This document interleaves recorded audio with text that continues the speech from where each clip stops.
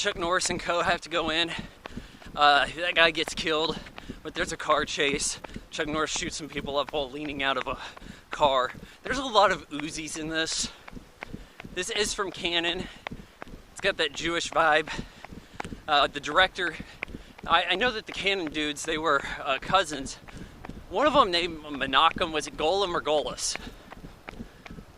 One of them, he's the director. He directed a lot of their schlock, really. But it seems like people are using Uzis when they should have a rifle. It's like Uzis wall to wall. This is Uzi heaven. So Chuck Norris is shooting people up with Uzis. They have this night raid. They get more gear. They have to drop in on the bad dudes.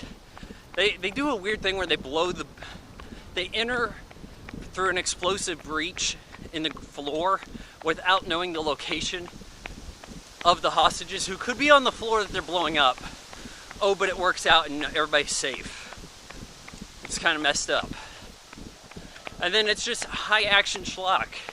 You know, you had a lot of drama and tension aboard the plane, but then Chuck Norris shows up, hardly talks, and just starts shooting the shit out of people. And Lee Marvin occasionally shoots somebody too. They get into the daylight where they're going back to the plane that they're going to take everybody, or at least the men that got separated. They're going to take them back to freedom and rescue the flight crew. Lee Marvin goes in there, pretty much does everything by himself, and everything looks okay. Oh, but where's Chuck Norris? Well, yeah, I forgot to mention, he got called back to sign up. He's like, what, terrorists? I'm on, you know? It's about the most lines he has in the movie. The main bad dude looks like a ringer for Saddam Hussein. I don't think that was coincidence. Though at the time they made this, maybe it was.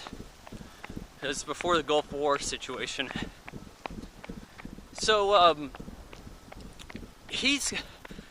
Chuck Norris is fighting him and his convoy, and he has this, Chuck Norris does, a motorcycle / dirt bike with rockets that are evidently incredibly sophisticated. Shoots him practically out of the tailpipe, blows up wherever he never misses. No aiming device shows up on screen, nothing, it's just auto lock. Blows up the motorcade. The guy ducks into a house. Chuck Norris goes in there, does some karate on him because he needs to kick someone, right? Whips his ass. And then as he's leaving, the guy grabs a gun. He's all messed up. He gets in a car. Chuck Norris kind of turns around, fires a rocket backwards, blows him up. You know, maybe the rocket thing would have been cooler if he only did it once, and it was for the big kill, so it was like a surprise. Oh, he can fire a rocket out the tailpipe? Chuck Norris catches up with the plane as it's taking off, blows up some stuff that's right in front of the plane as it's going down the runway, and somehow doesn't crash the plane. Maybe you don't have to clear the runway as much as I thought. Oh wait, you do. And then he turns around. They get like a ladder or a rope or something, and he climbs aboard while doing some motorcycle stunts. Gets up there, and his buddy he rescued from the beginning of the movie, who's on the team, is the one guy who got shot and killed. And everybody's sad, and then the music starts up.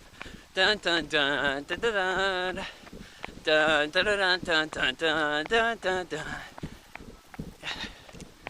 Yeah, it's a good score. I mean, I can't knock that. Like I said, this is 2 movies, really. Schlocky action that's done decently. Could you call this an action movie? You know, probably not because of the first half.